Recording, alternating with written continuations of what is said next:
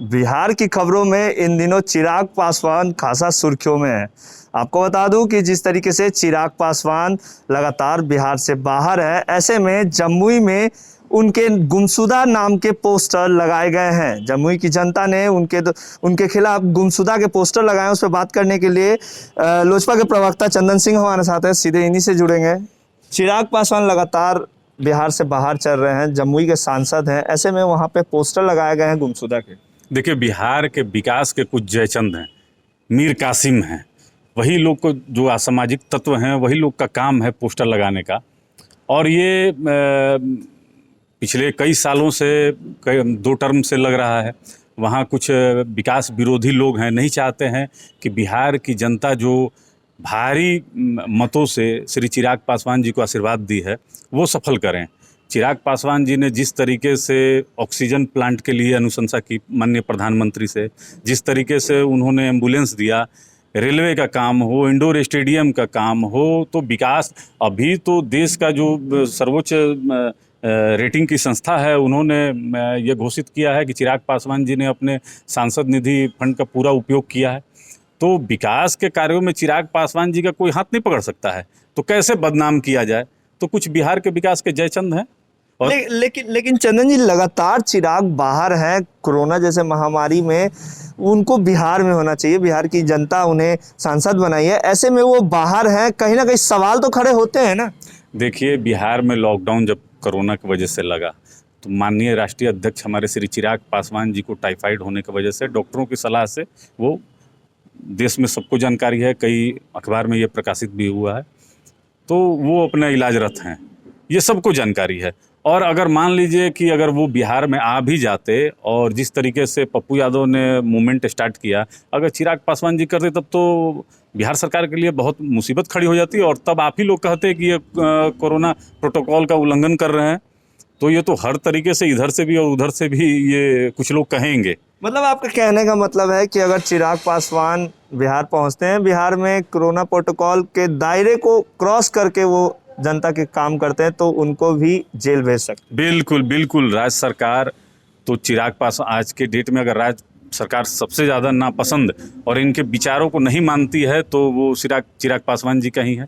चिराग पासवान जी शुरू से ये कह रहे थे कि बिहार में कोरोना बढ़े नहीं, इसके लिए राज्य सरकार को बहुत सारी चीज़ों का ध्यान रखना चाहिए, लेकिन राज्य सरकार ने कभी सुनने का काम नहीं किया। आज यह स्थिति है कि बिहार में 50,000 से भी ज़्यादा लोगों की मौत हुई है और राज्य सरकार इसको छुपा रही है।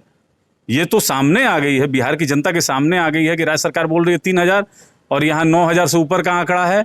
ये बिहार सरकार जो डेथ सर्टिफिकेट भी दे रही है वो हार्ट अटैक से दे रही है, ये कोविड-19 का नहीं दे रही है। तो ये मुआवजा भी घोषित कर रही है और यह प्रयास भी कर रही है कि बिहार के जनता को वह मुआवजा ना मिले। इन्होंने अनाथ बच्चे का जो कोविड के वजह से जिनकी मौत हुई है 1,500 रुपया घोषणा किया ना। अब 1,500 रुपये में आप बताइए कि 1 महीना 1 लीटर दूध भी आता है क्या है? अगर घर में 3 बच्चे हैं तो कैसे होगा भरण पोषण? किराया का मकान है, हर चीज़ है, अनाज है। तो राज्य सरकार कहीं ना कहीं संवेदना से परे, संवेदना आप कहिए कि मर चुकी है। और आप समय पे ऑक्सीजन सिलेंडर का व्यवस्था नहीं करते हैं। आपके राज्य में लाशें तैर रही हैं नदी में और ऑक्सीजन बेड नहीं है आपके पास, वेंटिलेटर नहीं है, और आप दूसरे पे दोषारोपण कर रहे हैं। तो ये अपनी महिमा मंडित करते हैं लोग। कमियां तो हर कोई गिनात रहा है चंदन जी, चाहे आप हो या फिर राजद हो या फिर अन्य पार्टी हो, बिहार सरकार की कमियां तो गिना रहा है। लेकिन क्या विपक्ष की भूमिका नहीं होती है कि बिहार की आवाम के लिए वो काम करे? क्या जेल जाने से डरते हैं चिराग? बिल्कुल नहीं, बिल्कुल नहीं। बिहार के जनता के लिए जो भी कुछ करना पड़े करे, लेकिन चिराग पासवान जी कोरोना प्रोटोकॉल को शुरू से मानते आए हैं और राज्य सरकार को भी कर रहे थे। अगर आपको याद होगा तो बिहार विधानसभा का चुनाव जिस समय था, उस समय श्री चिराग पासवान जी ने पहले ये कहा था कि आप इसको फिलहाल टालिए, क्योंकि सबसे ज़्यादा जरूरी बिहार की जो 12 करोड़ आवाम है वो है। लेकिन राज्य सरकार नहीं मानी और इसका परिणाम उनको बिहार की जनता ने दिया, जो पहले नंबर से तीसरे नंबर की पार्टी को बना दिया, है ना। तो कहीं ना कहीं चिराग पासवान जी दूरदर्शी हैं और वो इस तरीके की चीज़ों से बिल्कुल नहीं डरते। बिहार के हित में जो रहेगा वो करेंगे श्री चिराग पासवान जी।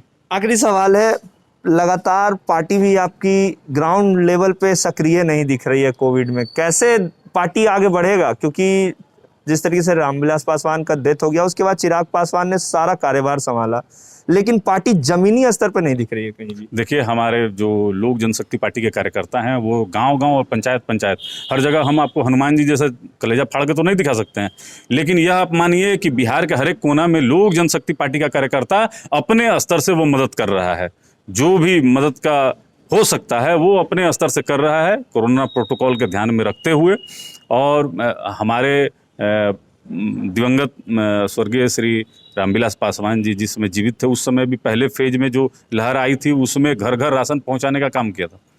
उनके नहीं रहने पर श्री चिराग पासवान जी पूरे देश में जहां भी लोग फंसे हुए हैं बिहार के या बिहार से बाहर भी हो, वो मदद मांग रहे हैं, उनको हर संभव मदद कर रहे हैं और अपने क्षेत्र में भी कर रहे हैं। लेकिन कुछ असामाजिक तत्व जो माहौल बिगाड़ना और अफवाह फैलाना चाहते हैं, उनको हम लोग पहले भी महत्व नहीं देते थे, आगे भी नहीं देंगे।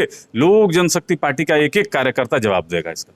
चिराग कब तक आ सकते हैं? बहुत जल्द, बहुत जल्द। तो ये थे चंदन सिंह, जिन्होंने कहा है कि लोक जनशक्ति पार्टी जमीनी स्तर पर काम कर रही है। हमारे जो कार्यकर्ता हैं वो तमाम बिहार के जिलों में काम कर रहे हैं और चिराग पासवान भी जल्द ही वापस पटना लौटेंगे। बाकी की तमाम अपडेट्स के लिए देखते रहें लाइव बिहार। अभी के लिए इतना ही, नमस्कार। लाइव बिहार यूट्यूब पर सब्सक्राइब और फेसबुक पर लाइक जरूर करें।